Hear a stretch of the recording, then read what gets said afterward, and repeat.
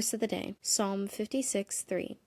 When I am afraid, I put my trust in you. Hello everyone, and welcome back to the Clean Reads podcast. I'm your host, Izzy, and today's book, or I should actually say book series, I'm going to be reviewing a 4-book series today. I'm about to show you. It is one of my favorites, and it's a nice, clean, Christian, sweet, and innocent quartet. I think that's what it's called when it's a 4-book series. I've only heard it a few times, and I'm just starting to get into calling it that.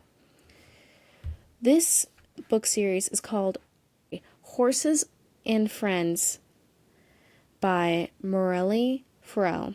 I could be saying the first part wrong of her name. The first book in this series is called A Horse for Kate, and this is generally about a girl named Kate Ferris really wants to own a horse like her mother used to own. Her mother used to own a horse too, and Kate Ferris used to take herself horseback riding lessons when she first lived in the city. But then her life changes with her having to move to her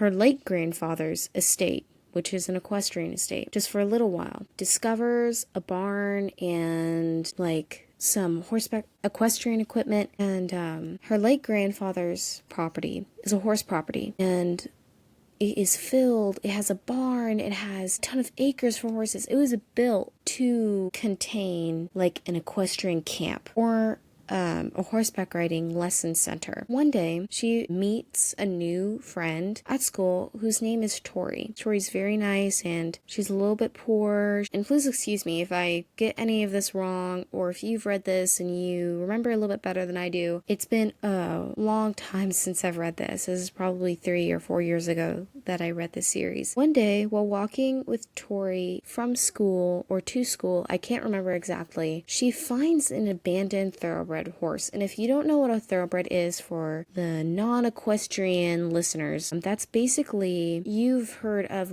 horse racing. So those are that's the horse species that they use for racing, because they are very tall, they're very active, very fat, and they're a very durable type of horse. And that's why they're used pretty much in every single horse racing. Well, she sees this thoroughbred that's abandoned, and Kate wonders if it could be hers, because when I would see a stray cat or a stray dog on the street when I was little, I'd be like, Mom, let's go adopt it. So it's and of course, the answer was always no. But when you're younger, you think you can kind of just keep a pet. You see it, you want it.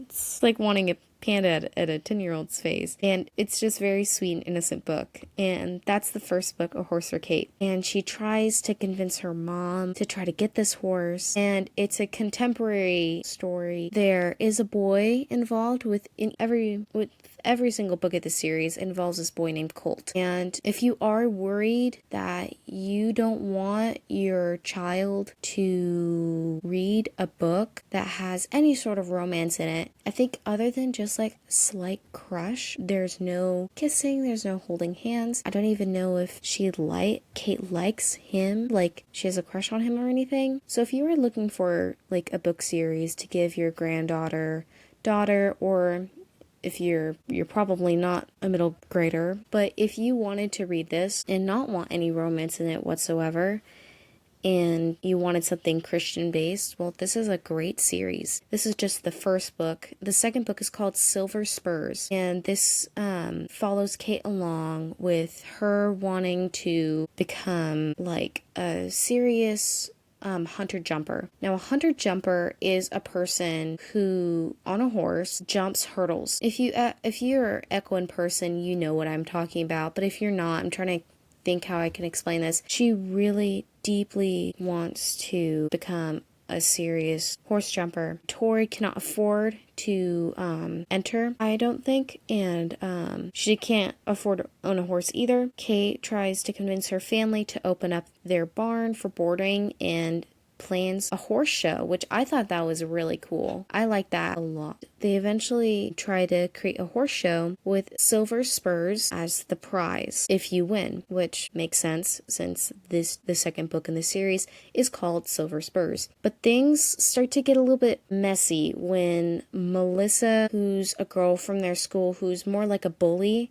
to them, starts boarding her horse there, and they have to take care of her horse. They have to abide by all of Melissa's wants and needs and complaints, and Kate tries to learn to forgive and eventually discovers that God has a bigger plan than just what she's thinking at the moment would be best if Melissa just never came and she would leave. And I really love that about this series is that it was so Christian based. I don't think it had a ton of scriptural references, but it definitely talked about God being like present in their lives. One thing I will say also, this is pretty prevalent in all 4 books, is Kate has a brother. I forget his name. Let's just call him John. John is autistic, and I personally liked seeing how the family and how she reacts to her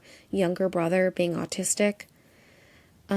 Just because, like, I know a few people who are autistic, and it kind of hits close to home with that aspect a lot. If you're listening and you have like a daughter or a son who has a friend, or maybe their sibling is autistic, and you want to like have them read a book to where it's like they can relate to another character who has to deal with a sibling or a friend who is autistic, this is a pretty good book for that too as well. So on to the next book, Mystery Rider. A new challenge when Melissa, now boarding her horse at Kate's stable, suddenly acts nice. And I don't think Melissa is a Christian at all. And then I think she might become like Christian, like kind of believer or knows about God within the second book, Silver Spurs. And then obviously if someone hates you and then they start being nice to you, you're gonna act suspicious. And that's exactly what Kate does. Then her suspicions increase when there's suddenly a dark hooded rider, like going on a horse that they're riding, a black stallion or a mare comes through their barn just randomly in and out, and they can't see the owner's face, and it's just random. And of course, being 13, Kate decides that going after the dark hooded rider that could possibly kidnap her is a good idea. So her and her friends, Colt, Tori, and now Melissa, start trying to figure out who is this mystery rider and why are they here.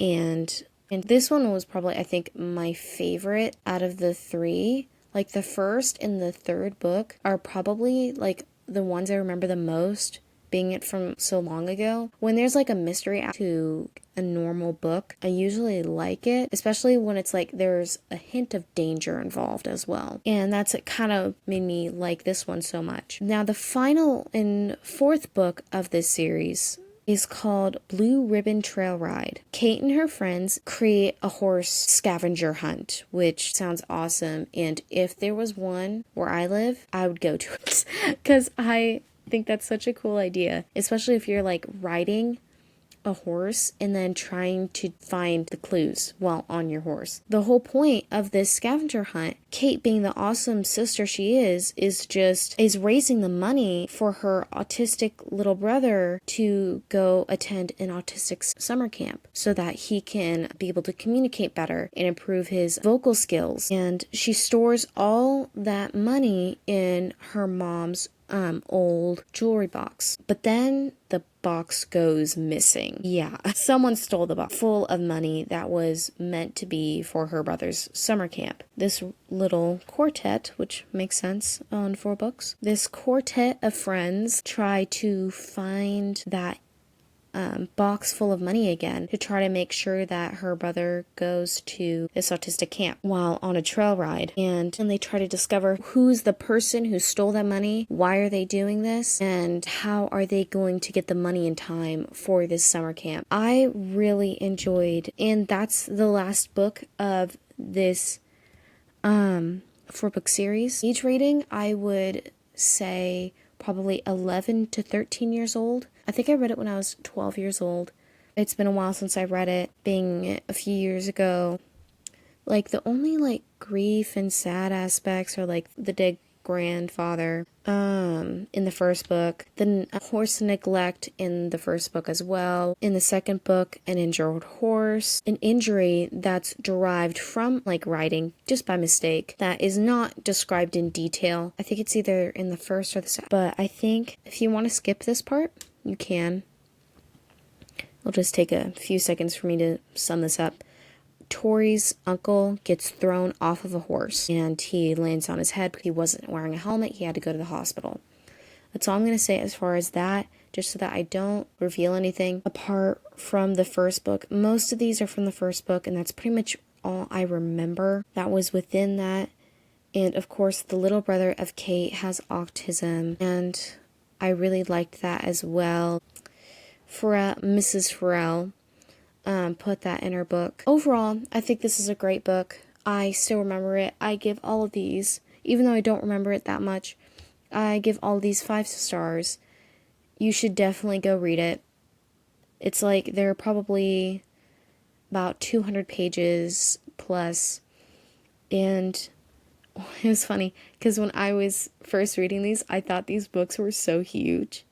And now that I'm looking at them and I look at, like, I read like 400 or 300 page books or sometimes 500, and I look at these and I'm like, I can't believe I thought these were huge, like super long books, but in actuality they're really small. But it's just funny, your view on how big books are as kids is different from how you view them when you're older. And that's the Horses and Friends book review. Please like, subscribe, and share with friends and family that you may know. Thank you for listening, and I hope to see you again soon. I'll see you next week. Bye!